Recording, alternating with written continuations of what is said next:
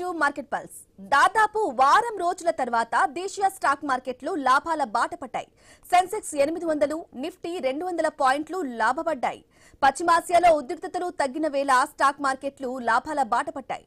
అంతర్జాతీయ Brent crude barrel ధర $92గా ఉంది. డాలర్తో పోలిస్తే రూపాయి మారకం విలువ 96గా ఉంది. IDFC bank, Oracle, Finserv, caffeine tech, AU smell finance, Laurus labs షేర్లు లాభాల్లో ఉన్నాయి. ONGC, oil India, bank of India, Motilal Oswal, Paytm షేర్లు నష్టాల్లో ముగిశాయి.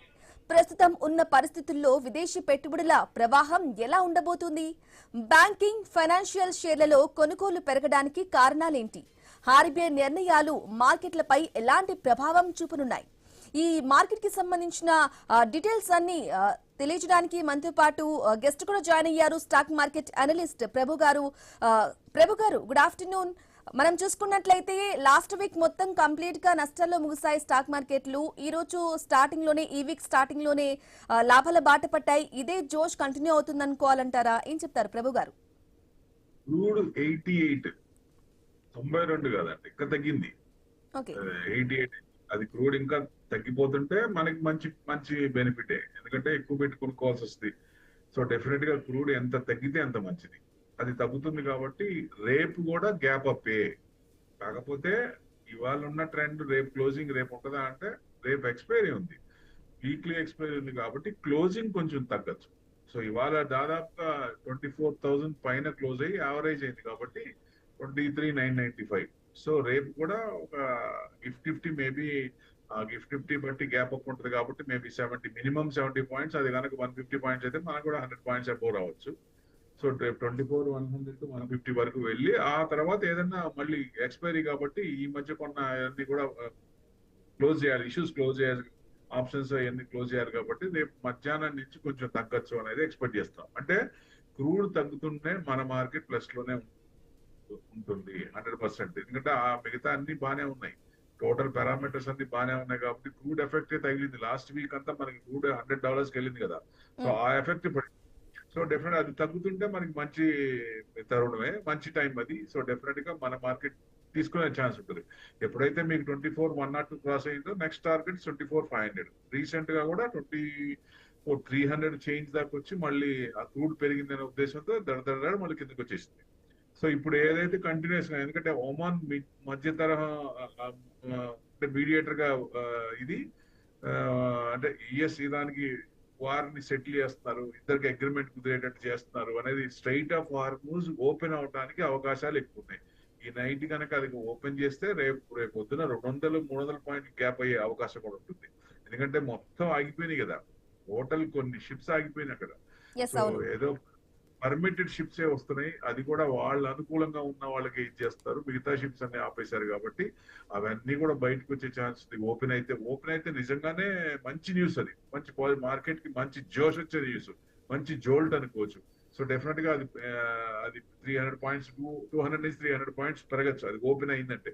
మరి సాయంత్రం లోపల ఏదైనా ఓపెన్ చేస్తారా అంటే డెఫినెట్ గా ఓపెన్ చేసే ఇదే కనపడుతుంది.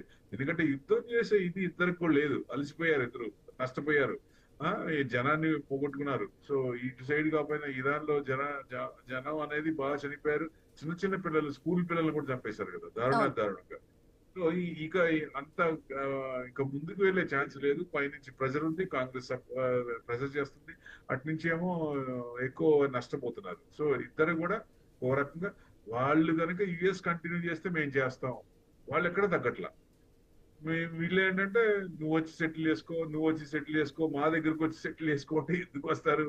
సో 100% నీకు ఒక వాల్యూ ఇచ్చి నీకు చేయాలంటే ఏదన్నా మీడియేటర్ పెట్టుకొని 1-to-1 కూర్చొని లేకపోతే పిలిచి కూర్చొని మాట్లాడుకొని దాన్ని చేస్తే మీకు నష్టపోయింది. ఇప్పుడు 300 బిలియన్స్ 600 బిలియన్స్ ఇస్తానంటాడు మళ్ళీ వాళ్ళకి. సో అది అంటే వాళ్ళని ఇచ్చేసి వాళ్ళని రెచ్చగొట్టి వాళ్ళతో యుద్ధం చేసి వాళ్ళతో ఓడిపోయి వాళ్ళకి డబ్బులు ఇచ్చి వెనక్కి రావటం, ఇది ఎంతవరకు కరెక్ట్? అంటే వాళ్ళిద్దరి వరకు అంటే ఓకే, బట్ మిగతా 190 దేశాలు 1% ఇబ్బంది పెడుతున్నాడే, అది క్రూడ్ వాళ్ళ అందరూ ఏషియన్ కంట్రీస్ అన్ని కంట్రీస్ కూడా ఇబ్బంది పడుతున్నాం కదా. సో టెరిఫ్ ట్రంప్ అని ఇది కాదు, మళ్ళీ ట్రంప్ టెరిఫ్ ఉంది కదా ఇంకోటి టీటీ, అది 10% అని మళ్ళీ చైనా మీద 12.5%, కొన్ని కంట్రీస్ మీద 43 కంట్రీస్ మీద 12.5, మళ్ళీ మన కొన్ని కంట్రీస్ మీద 10%. ఆ 10% లో మనం ఉన్నాం. ఎస్ ప్రభు గారు, అయితే విదేశీ పెట్టుబడిదారులు కొనుగోలు చేస్తున్నారంటారా లేదంటే అమ్మకాలు పెంచుతున్నారనుకోవాలంటారా? అంటే వాళ్ళు అమ్మటం తగ్గించారు, ఓకే. అమ్మటం తగ్గించారు, సెల్లింగ్ అగ్రెసివ్నెస్ తగ్గింది. అది పాజిటివ్ కదా ముందు.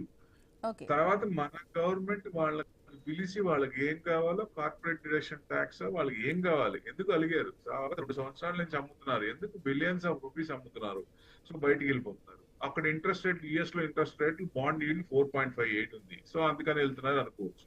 సో రేపు అక్కడ ఇంట్రెస్ట్ రేట్ లో రేపు 29th ఫెడ్ మీటింగ్ ఉంది, ఇంట్రెస్ట్ రేట్ తగ్గిస్తారని. సో తగ్గించినప్పుడు మరి మనకి అట్రాక్ట్ కావాలంటే మన దగ్గర ట్యాక్స్ హోప్స్ ఇవ్వాలి కదా వాళ్ళకి, ఆ ట్యాక్స్ హోప్స్ ఇస్తేనే కదా వాళ్ళు వచ్చేది. సో వాళ్ళని పిలిచి మాట్లాడి సరి చేస్తే డెఫినెట్ గా వాళ్ళు యూటర్న్ తిరిగే అవకాశం ఉంది. ఆ తిరిగినప్పుడు డెఫినెట్ గా ఇప్పుడు డిఎస్ బయింగ్ తో పాటు ఎఫ్ఐఎస్ కూడా ఉంటే మన మార్కెట్ ఈ పాటికే 30,000 ప్లస్ ఉండేది. 2 సంవత్సరాల నుంచి కానీ ఈ సంవత్సరం బాగా వచ్చినట్లు లెక్క, సంవత్సరం నుంచి 22 months నుంచి ఇబ్బంది పడుతున్నాం.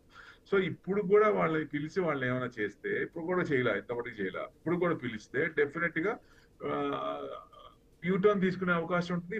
ఫ్లడ్ లాగా వాళ్ళ డబ్బులన్నీ మనకి ఇండియన్ మార్కెట్ లోకి వచ్చే అవకాశం ఉంటుంది. మార్కెట్ కూడా పెరుగుతుంది. బ్రాడర్ మార్కెట్ పెరిగినప్పుడు మిడ్ అండ్ స్మాల్ క్యాప్ బాగా పెరిగే ఛాన్స్ ఉంటాయి కాబట్టి అందరికి డబ్బులు వస్తాయి. లార్జ్ క్యాప్ కొనేవాళ్ళు తక్కువ ఉంటారు, స్మాల్ అండ్ మిడ్ క్యాప్ కొనేవాళ్ళు ఎక్కువ ఉంటారు. సో తదనంగా అది పెరగాలనే ఉద్దేశంతో ఉన్నప్పుడు గవర్నమెంట్ కూడా పునరాలోచించి వాళ్ళని పిలిచి మాట్లాడితే డెఫినెట్ గా మార్కెట్ పెరిగే ఛాన్స్ ఉంది. ఎందుకంటే మిగతా అన్ని పారామీటర్స్ అన్ని బాగానే ఉన్నాయి. జీడిపి, గ్లోబల్ ఇంట్రెస్ట్ రేట్లు కరెక్ట్ గా ఉన్నాయా, ఇన్ఫ్లేషన్ కంట్రోల్ ఉంది కాబట్టి ఇంట్రెస్ట్ రేట్ కరెక్ట్ ఉన్నాయి, మిగతా పారామీటర్స్ పాజిటివ్ ఉన్నాయి. ఓన్లీ క్రూడ్ మీద ఆధారపడ్డది. So 1 day up 1 day down, crude market విపరీతంగా పడిపోయేదానికి మనం కొంచెం ఇబ్బంది పడ్డాం. పెరిగే మార్కెట్ ని డౌన్ అయిపోయింది ఒక రకంగా. సో ఇప్పుడు కన్సిస్టెంట్ గా పెరగచ్చా అంటే, ఇప్పుడు ఇది కూడా రష్యా యుక్రెయిన్ యుద్ధం లాగా అయిపోతే డెఫినెట్ గా ఇదైపోతుంది. మనం మామూలుగా కంటిన్యూగా అవుతుందంటే అలానే అవుతుంది అనుకున్నాం. సో దాదాపుగా అంతే అవుతుంది. చూడండి, అగ్రిమెంట్ సిగ్నేచర్ చేస్తారా లేదా అనేది పెద్ద క్వశ్చన్ ఇక్కడ.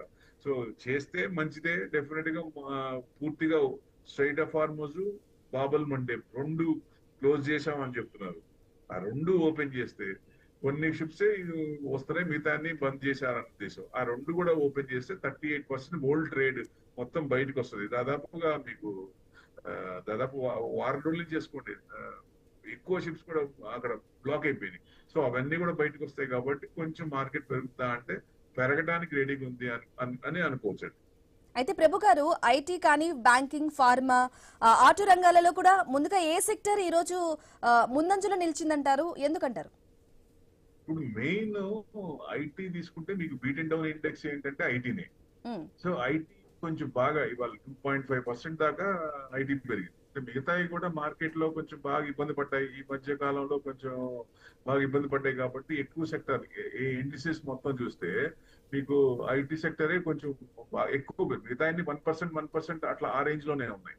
సో చూడండి, మొత్తం auto 1%, 1.6%, Nifty media 2.39%, Nifty health 1.4%, financial service 1.7%. మొత్తం సెక్టార్స్ అన్ని పాజిటివ్ లో ఉన్నాయి. వాళ్ళు టోటల్ ఏ సెక్టార్ తీసుకున్న నెగిటివ్ లేదు.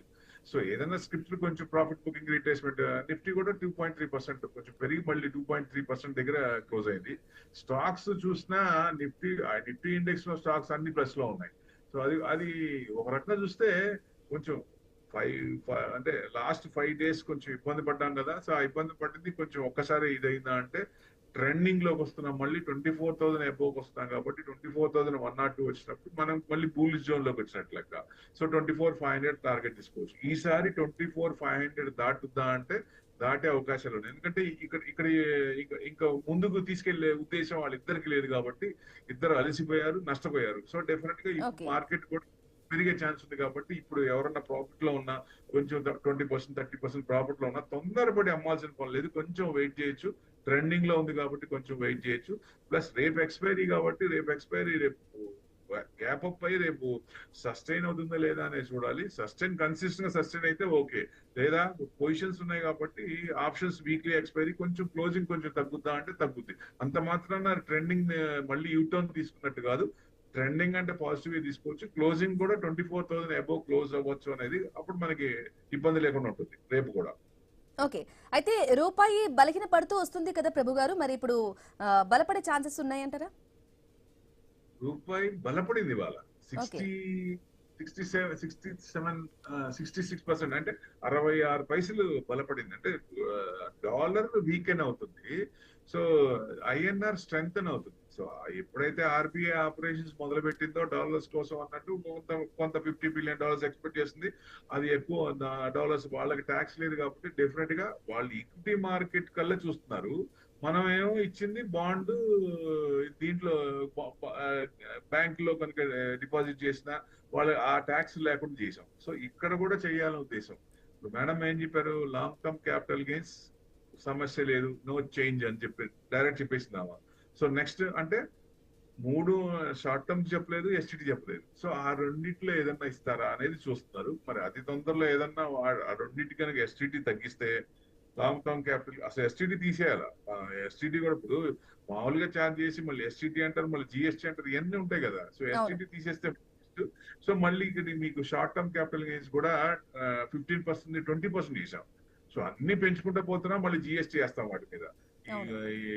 జిఎస్టీ అంటే ఆ జిఎస్టీ అంటే టోటల్ గా 4 స్లాబ్లు చేసి 4 స్లాబ్లు మళ్ళీ విపరీతంగా కట్ చేస్తాం అని. అందుకనే వాళ్ళు భయపడతా ఉన్నారు ట్యాక్స్లు. ఎవరైనా ఎక్కువ ఎఫ్ఐఎస్ కానీ మా హెచ్ఎన్ఐ క్లయింట్స్ కానీ ఎక్కువ ఇన్వెస్ట్మెంట్ చేశారు బయట వాళ్ళు ఏంటి ఇండియాలో ట్యాక్స్లు ఎక్కువ దేశం భయంతో ఎక్కడైతే ట్యాక్స్లు లేవో ఆ కంట్రీస్కి వెళ్తున్నారు. కొన్ని కంట్రీస్ ట్యాక్స్ లేవు, ఐటీ లేదు. సో డెఫినెట్ గా వాళ్ళు ట్రాన్సాక్షన్ ఛార్జెస్ ఉంటాయి కానీ ఐటీ ఛార్జెస్ లేవు. ఐటీ అసలు ఫైల్ చేయాల్సిన పని లేదు.